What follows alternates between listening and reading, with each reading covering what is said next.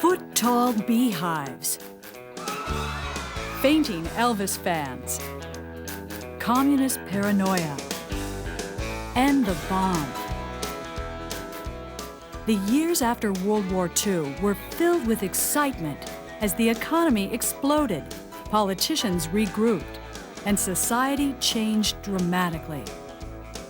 President Harry Truman proclaimed, "We want peace and prosperity for the world as a whole. If we can put this tremendous machine of ours, which has made this victory possible, to work for peace, we can look forward to the greatest age in the history of mankind." In the decades following the end of the Second World War, the great age that President Harry Truman had wished for came true to millions of Americans. The United States entered a period of unprecedented economic growth and prosperity that, for the first time in history, boosted a majority of American families into the middle class and made their American dream a reality.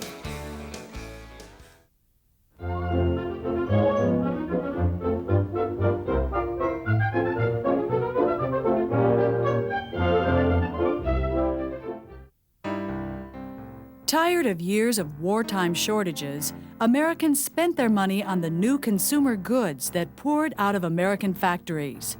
Cars were especially hot items. Sometimes people paid more than dealers were asking, just so they could get one quickly. The federal government also helped the surging economy. Defense contracts poured billions of dollars into U.S. businesses. Continued government funding for research stimulated innovations in the electronics and aerospace industries and in scientific research. The United States was once again the land of opportunity, as newly trained scientists, business leaders, and workers turned their attention to producing new inventions, televisions, radios, and gadgets of all kinds. As sales soared, American corporations grew bigger and more profitable than ever before. And corporate leaders like Henry Ford II and RCA's David Sarnoff became national heroes. New technologies were also enabling factories to produce more goods with fewer workers. America's booming mass consumer economy was also changing the very nature of work. More and more people worked in offices or provided services as members of the country's exploding white-collar workforce. Farmers also prospered as new machines, chemical fertilizers, and pesticides revolutionized American agriculture.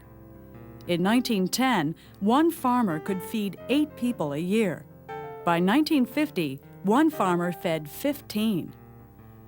It's interesting how we invent labels to describe one era or another.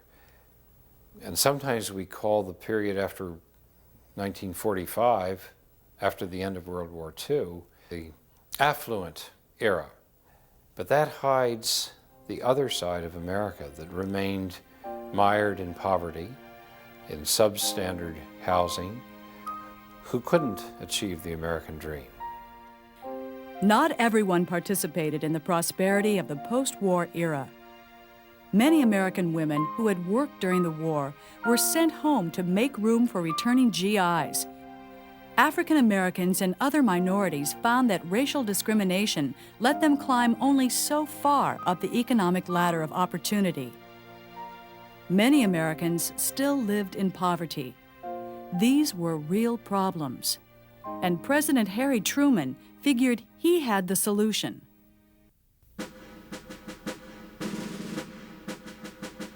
When the war first ended, President Harry Truman faced the problem of reconverting the economy to peacetime production. Many people feared that the war's end might bring back the Great Depression. To ease returning veterans back into the workforce, Congress passed the GI Bill, which offered a low-cost education and low-interest loans to buy homes and start businesses. The GI Bill funded the construction of hundreds of thousands of small tract houses, which were not only affordable, but were made even more affordable by virtue of a loan program which eliminated the down payment so that for $100 you were given the key to a new home and the government insured the mortgage. Millions of veterans used their GI benefits to get good educations, buy a home, and enter the white-collar workforce. Easier access to higher education changed the face of the nation's colleges and universities and created the new perception that a college education was for everyone, not just the wealthy or super intellectual. Building on Roosevelt's New Deal, President Truman wanted the federal government to help provide what he called a fair deal for the American people. Truman pushed for a higher minimum wage, extended Social Security benefits to 10 million new workers, and fought for public housing and other programs to help the poor. The years following World War II also witnessed a series of breakthroughs for African Americans, as Jackie Robinson broke the color line in Major League Baseball in 1947, and Ralph Bunche won the Nobel Peace Prize in 1950. Feeling a special moral obligation to African Americans for their patriotism in World War II, President Truman set up a Presidential Committee on Civil Rights, which soon called for laws to end lynching and segregation. Our immediate task is to remove the last remnants of the barriers which stand between millions of our citizens and their birthright. There is no justifiable reason for discrimination because of ancestry or religion or race or color.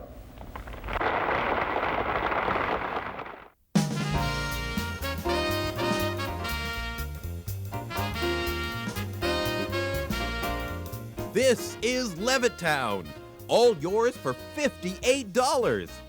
You're a lucky fellow, Mr. Veteran. Uncle Sam and the world's largest builder have made it possible for you to live in a charming house in a delightful community without having to pay for them with your eye teeth. The day after this ad ran, 1,400 eager families lined up in a single day to buy a 4-room house from Bill Levitt. People wanted convenient, affordable housing, and they wanted it now. To fill the need, Bill Levitt started producing homes like Henry Ford produced Model Ts, simple, durable, and inexpensive. Americans poured into the new suburban communities springing up on the crabgrass frontier. Here, people found their American dreams. Prosperity allowed new suburbanites to fill their houses with new furniture and the latest appliances, and to pursue lives built around home and family. Backed by a thriving economy and GI Bill benefits, Americans began to marry younger and faster than ever before. And once they married, they began to have children. Lots of children. Lots and lots of children. The baby boomers, as they're called, became the largest generation in the nation's history.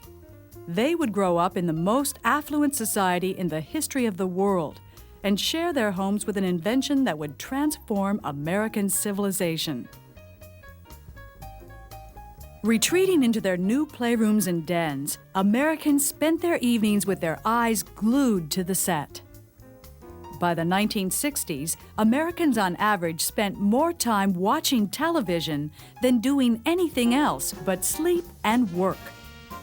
The movie theaters, drama, museums, all these things, it's not that important to, after work, to now jump in the car and drive 30 miles for the second time that day, to have some sort of social or cultural life that was in the city. TV would take the cultural life and send it to you.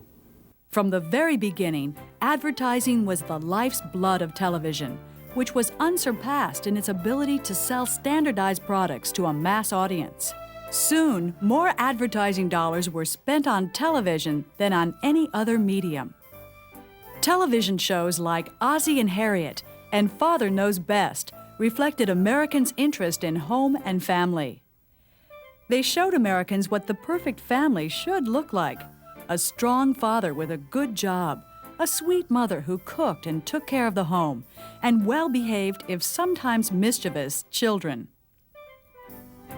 With Dad able to earn enough money on his own to provide for the whole family, more and more Americans came to believe that a woman's place was in the home, supporting her husband and caring for her children. After we got out of the service and married, our generation was expected to stay home, keep the house, and raise the children, which is what a majority of us did. A lot of the fellas went to school on the GI Bill. We bought homes, bought appliances, sent our children to dancing school. At the same time, more women were working than ever before. But employers usually paid them less, reasoning that men were the real breadwinners, so women didn't need an equal wage. Many suburban women were pleased with their lives. They found constructive outlets working for the PTA, church groups, and other organizations. But beneath the surface of happy conformity was a growing undercurrent of unrest. In 1963, Betty Friedan's book, The Feminine Mystique, would help expose the hidden problems of American housewives and help fuel the feminist movement of the 1960s. But in the 1950s, all appeared well with the American family. The same could not, however, be said about developments elsewhere in the world.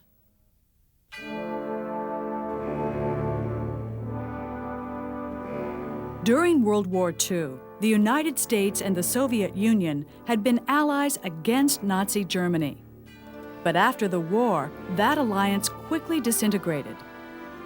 Determined to protect itself from future invasion from the West and to advance communism, the Soviet Union, at the end of World War II, took control of countries in Eastern Europe, and an Iron Curtain descended across the continent. At the present moment, in world history, nearly every nation must choose between alternative ways of life. The choice is too often not a free one. One way of life is based upon the will of the majority and is distinguished by free institutions, representative government, free elections, guarantees of individual liberty, freedom of speech and religion, and freedom from political oppression. The second way of life is based upon the will of a minority, forcibly imposed upon the majority. It relies upon terror and oppression, a controlled press and radio, fixed elections, and the suppression of personal freedoms. I believe that it must be the policy of the United States to support free peoples who are resisting attempted subjugation by armed minorities or by outside pressures. Fearing Soviet aggression, President Truman and Congress adopted a policy of containment, the objective of which was to prevent further Soviet or communist expansion. To combat communism, the United States embarked upon an unprecedented involvement in world affairs. In 1947, Truman persuaded Congress to send $400 million to Greece and Turkey to prevent communist takeovers. That same year, the Marshall Plan began a multi-billion-dollar program in economic aid to help nations in Western Europe get back on their feet and prevent the spread of communism. The United States also set up military bases around the world and entered into military alliances with Latin American, European, and Asian nations. In 1949, the United States organized the North Atlantic Treaty Organization, or NATO, its first peacetime military alliance with Europe since the American Revolution. That same year, China's long and bitter civil war ended when communist armies, led by Mao Zedong, defeated Chiang Kai-shek's American-backed nationalists. The world's most populous nation was now under communist control. On a map, more than half of the world now looked red. The communist-led North Korean army plunged across the line which separated it from free South Korea.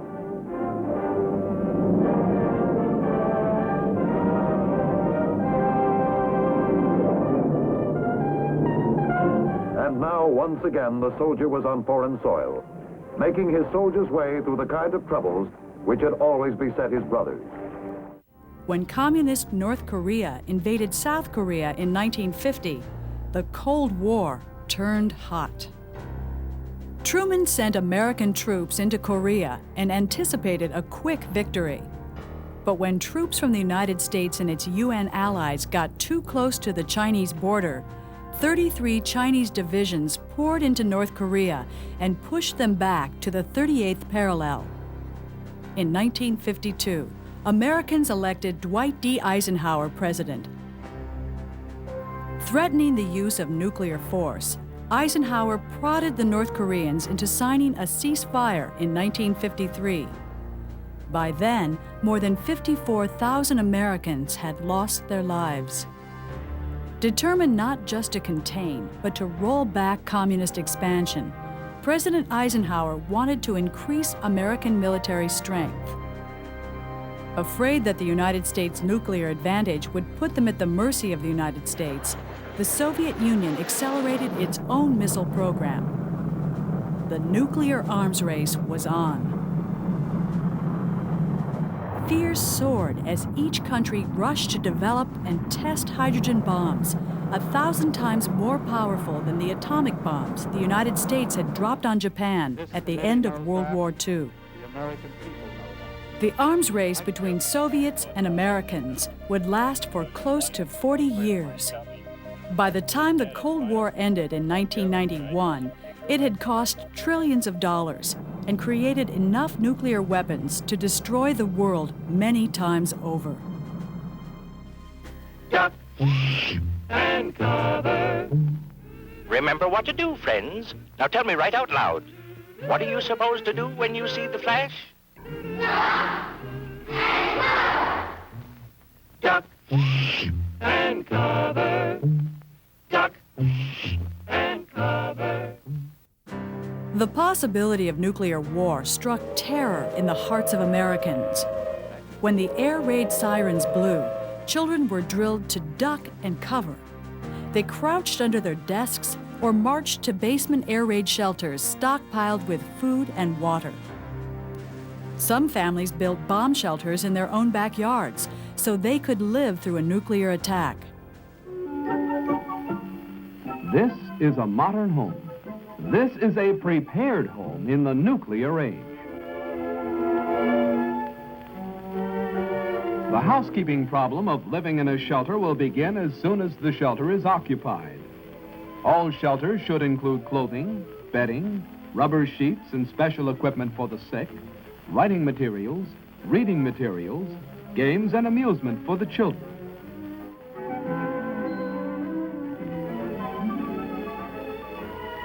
No matter where you live, a fallout shelter is necessary insurance. It will not be needed except in an emergency, but in an emergency, it will be priceless as your life.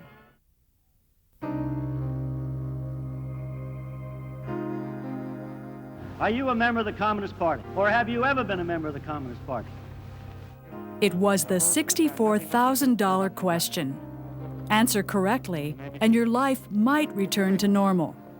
Give the wrong answer, or refuse to answer at all, and your life was ruined. In the years following World War II, Americans' fear of communism and nuclear war led to mass hysteria, fueled by politicians and others who wanted Americans not only to support the war against communism, but also to view the world as they viewed it. This was the country's second Red Scare, more intense than the fear that erupted after the communist takeover of Russia in 1917. Between 1945 and 1952, congressional committees conducted 82 hearings investigating communist influence in the entertainment industry, higher education, unions, and the federal government. The most infamous hearings began in 1947, when Congressman J. Parnell Thomas's House Un-American Activities Committee conducted hearings on communist influence in Hollywood. Calling the House Un-American Activities Committee to order, Chairman J. Parnell Thomas of New Jersey opens an inquiry into possible communist penetration of the Hollywood film industry. The committee is seeking to determine if Red Party members have reached the screen with subversive propaganda. A long list of prominent motion picture witnesses appear before the committee. Speaking for the films, Eric Johnston, president of the Motion Picture Association, talks frankly concerning the attitude of the producers. We're accused of having communists and communist sympathizers in our employ. Undoubtedly, there are such persons in Hollywood, as you will find elsewhere in America.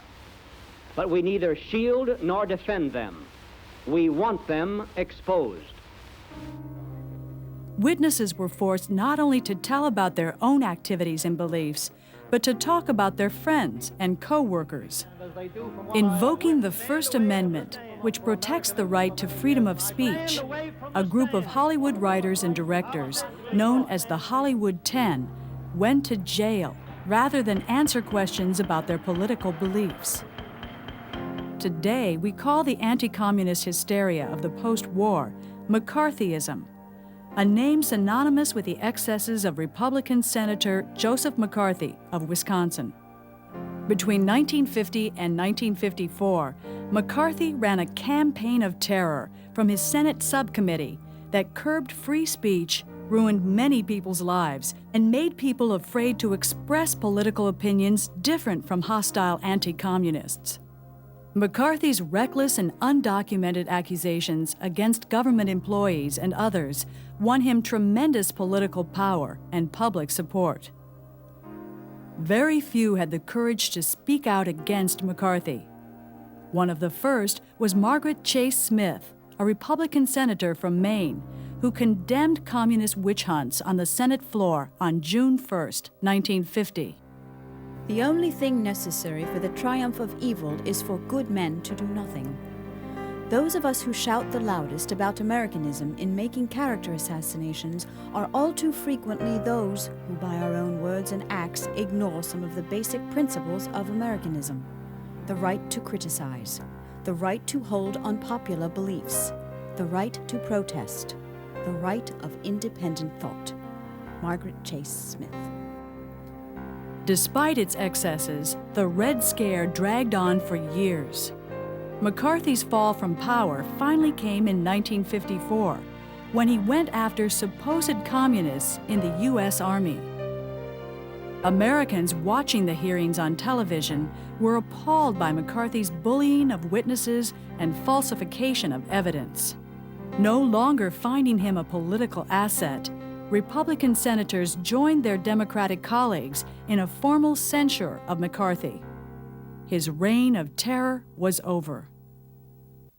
If the FBI would investigate, then probably then we could integrate. Keep your eyes on the prize.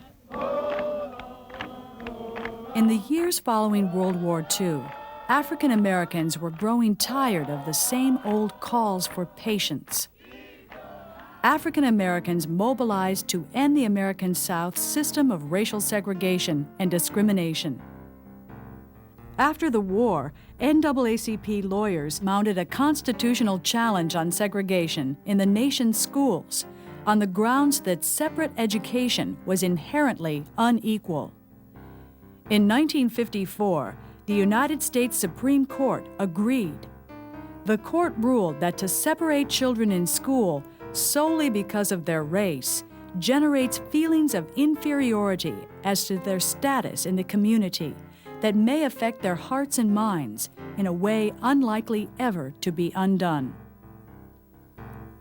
In the years following Brown versus the Board of Education, African Americans in the South began to openly challenge segregation.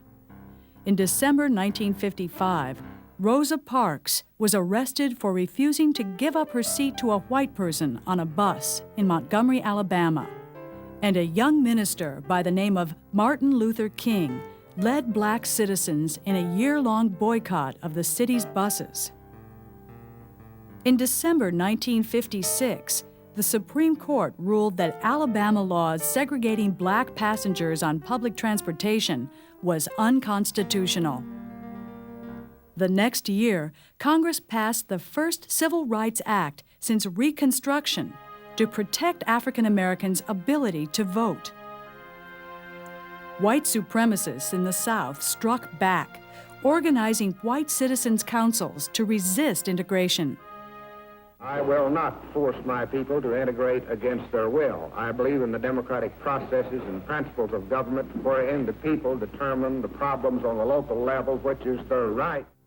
In the fall of 1957, a federal court ordered school authorities in Little Rock, Arkansas, to admit 9 black students to the all-white Central High School. One of them was Elizabeth Eckford. I looked into the face of an old woman, and it seemed a kind face. But when I looked at her again, she spat on me. Elizabeth Eckford. President Dwight D. Eisenhower preferred a gradualist approach to integration. But when Arkansas Governor Orville Faubus refused to allow Elizabeth Eckford and the other black students to enter Central High, Eisenhower sent federal troops to make sure that integration took place as the law demanded. In the following years, the civil rights movement would transform American society, dismantling the system of racial segregation that had been in existence for more than 80 years. African Americans were not the only people seeking change. American intellectuals, artists, and youths were also beginning to rebel against the consensus and conformity of the post-war world.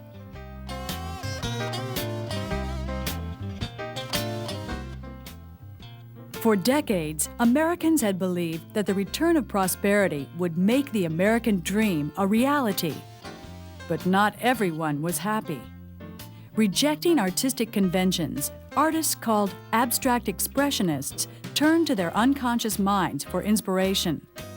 Novels like Ralph Ellison's Invisible Man gave white Americans a glimpse into the psychological costs of racial segregation. J.D. Salinger's Catcher in the Rye told of the alienation of American kids from adult society.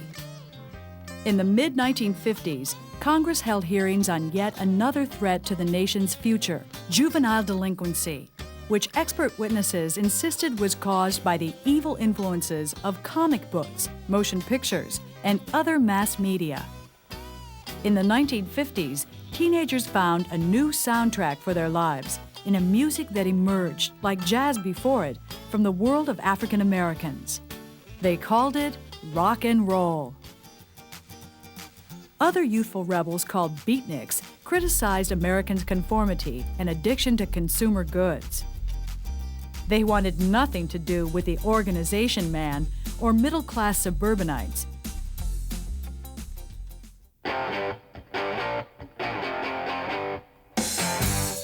The end of World War II had ushered in an era of unprecedented prosperity. Economic growth spurred by technological advances had transformed many Americans' lives. But affluence had not solved all of the nation's problems. Even as post-war families raised their children and pursued their American dreams, movements for reform and rebellion were already taking shape and gaining momentum. In the 1960s, the United States would enter a new era of conflict and reform, an era in which Americans would again struggle to achieve freedom and justice for all.